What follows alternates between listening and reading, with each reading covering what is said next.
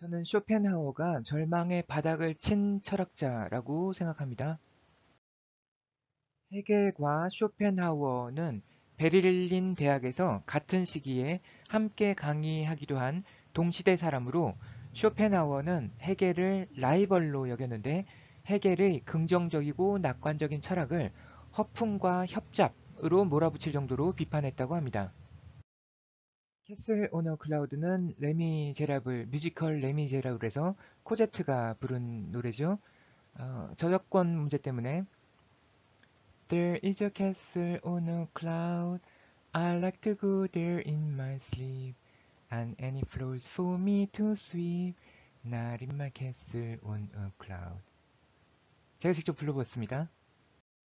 쇼펜하우어에게 다음과 같이 물어본다면 아마도 이렇게 대답할 거라고 저는 생각합니다.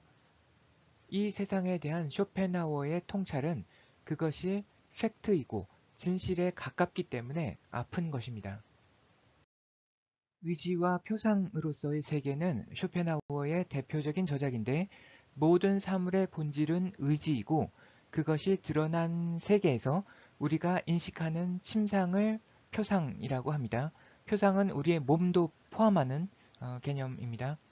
쇼펜하우어의 의지의 개념은 니체에게도 이어져서 거의 동일한 의미로 쓰여졌다고 생각됩니다.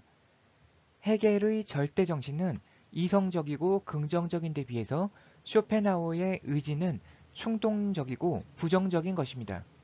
이렇게 충동적인 의지로부터 나온 인간의 욕망은 결코 완벽하게 충족될 수 없는 것이기에 삶은 고통이라는 것이 쇼펜하우어의 철학이고 이것은 네 가지 성스러운 진리를 뜻하는 불교의 사성제와도 연관되어 있습니다.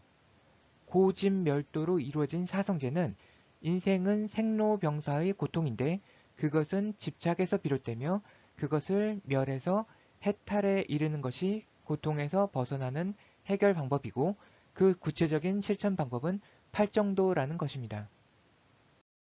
쇼펜하우어가 얘기한 의지의 관점에서 본다면 여러 번 소개한 바와 같이 문항팔계의 디자인은 항상성의 의지를 보여주고 있으며 개별 궤들은 또한 각각의 의지를 가지고 있는 것으로 볼 수 있습니다. 쇼펜하우어는 어차피 의지를 우리가 통제할 수 없으니까 그냥 체념하고 포기하라는 것입니다. 저는 그 상황이 풀스임 테스트와도 유사하다고 생각합니다.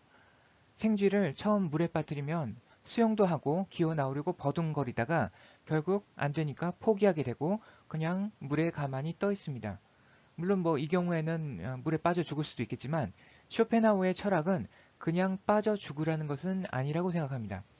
쇼펜하우어는 불교에서 영향을 받았기 때문에 포기로부터 오는 해탈이라는 개념을 분명히 가지고 있었습니다. 절망의 바닥을 치는 상황에서 포기하게 되면 저절로 몸이 떠오르게 됩니다. 왜냐하면 더 내려갈 곳이 없기 때문에 움직일 수 있는 유일한 방향은 위쪽밖에 없는 것입니다. 비관주의적이고 염세주의적인 쇼펜하우어의 철학이 많이 받는 오해 중 하나가 쇼펜하우어가 자살을 권장했다는 것입니다. 쇼펜하우어가 자신의 책에서 사람들이 왜 자살이라는 선택을 하게 되는지 그 현상을 설명하기는 했지만 자살을 권한 것은 아니라고 저는 생각합니다.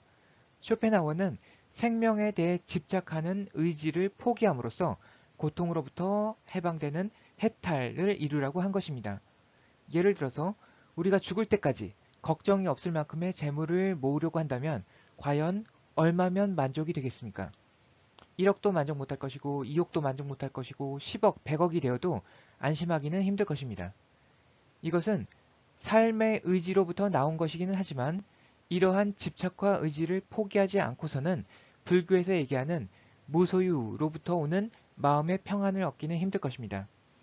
많은 것을 가질수록 많은 의지들끼리의 충돌과 갈등이 발생할 것입니다.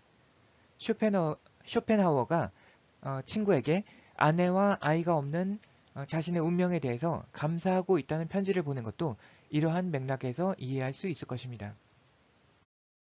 쇼펜하우어의 철학은 니체에게 이어졌고 니체는 쇼펜하우어의 포기와 체념을 넘어서 삶이라는 피할 수 없는 고통을 적극적으로 끌어안아서 사랑하고 즐기는 아모르 파티, 운명의 개념으로 한 걸음 더 나아갔다고 생각됩니다.